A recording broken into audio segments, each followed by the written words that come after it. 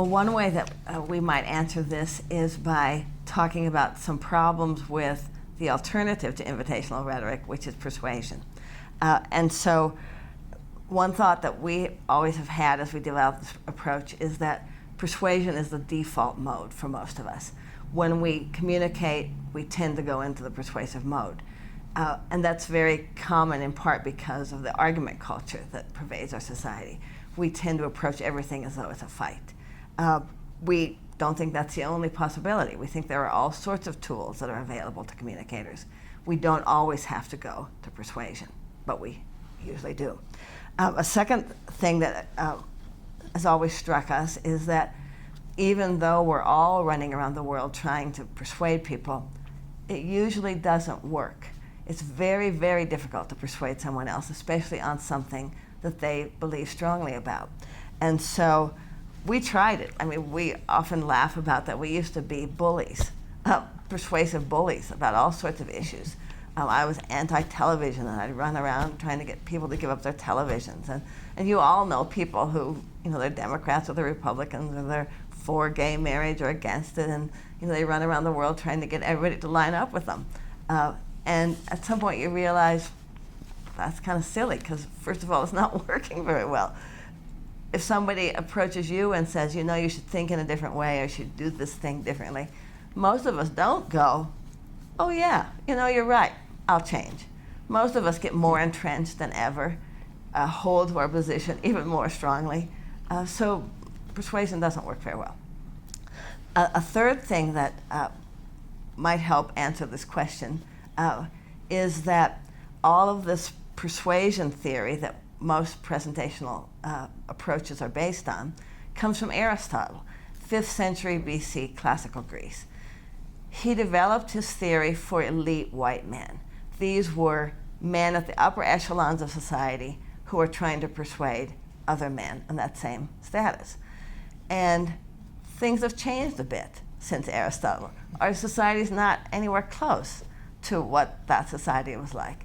And so why are we relying so heavily on this persuasive theory that comes from 5th century BC? He also does not include any kind of reference to all of the speaking values and practices of all of the diverse groups that make up our society now. And so that also seemed to be something that was a problem for us with the traditional theory.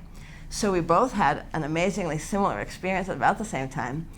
We'd been thinking about all of these things. We'd been doing scholarship on marginalized voices.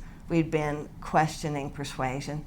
And we were teaching regular public speaking classes. And we were lecturing away. And we turned our back to the class to write something on the board. And both of us thought, I can't believe I'm telling them this. I don't believe it anymore. And so when we had that sort of epiphany that I can't keep teaching this stuff I don't believe, then we thought, well, we have to come up with some other approach that doesn't rely so heavily on persuasion and that also is more inclusive. And so that's when we developed this invitational approach that we think is a bit more diverse. And it wasn't only persuasion that we started to question. It was all kinds of things like, you must always establish eye contact with your audience. Well, I'm in New Mexico where native populations, the most respectful thing you can do is to not look at someone when you're speaking. So, we never took that into account. We just said, you must always establish eye contact with your audience. And we thought, well, this is really silly. We need to rethink everything. So that's what we tried to do. And I was actually going to give a few examples from one of my students because sometimes it's hard for people to understand what an invitational approach might actually look like in the real world. So I had a student who did her dissertation on a place in Albuquerque called East Central Ministries, which is located in what used to be called the War Zone, but is now the International District.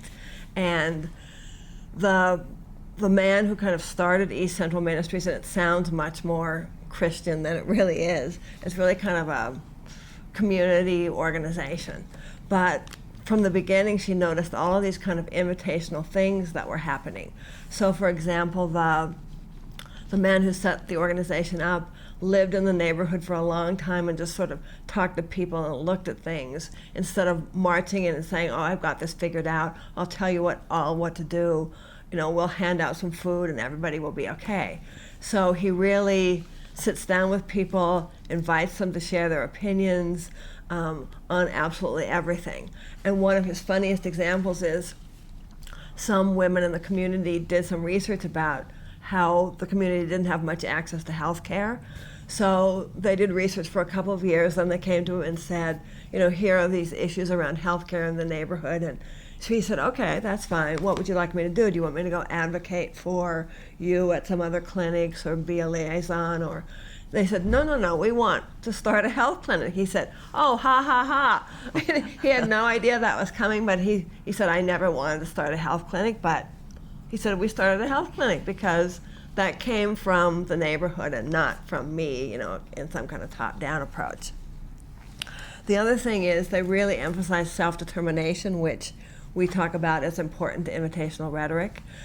And the way they do this is they invite people to join however they want in this organization. So some people come and help grow food, some distribute food at the food co-op, but they always ask people to tell them what hours they would like the food co-op to be open. So the people using the co-op actually have a say in what hours get developed for that. People get to choose the food they want from the food co-op, so they're not handed a basket, which might contain some food that they would never eat. Most kind of welfare systems, they just hand stuff out. And so a lot of it's just really allowing people to have dignity, to make their own choices, to be really self-determining. The other interesting example is one day John, the founder, was driving back to this organization with a bunch of bread in his truck, and this man stopped him at a red light and said, could I have a loaf of bread? And John said, just come with me to East Central Ministries. It's just 2 blocks away, and I'll give you the bread. And he later said, I should have just given the man the loaf of bread and gone on my way. But in that sort of invitational way where you never quite know what's going to happen, he really allows for those things to happen. He said about half an hour later, the guy shows up, learns about the food co-op, signs up for it, helps sort the food that's just come in, spent the whole afternoon there helping and getting some bags of groceries and loaves of bread, and he came back for the rest of the summer, helping out at the ministry. So I think there's a lot of ways that you can be much more invitational in the real world than we often think is possible.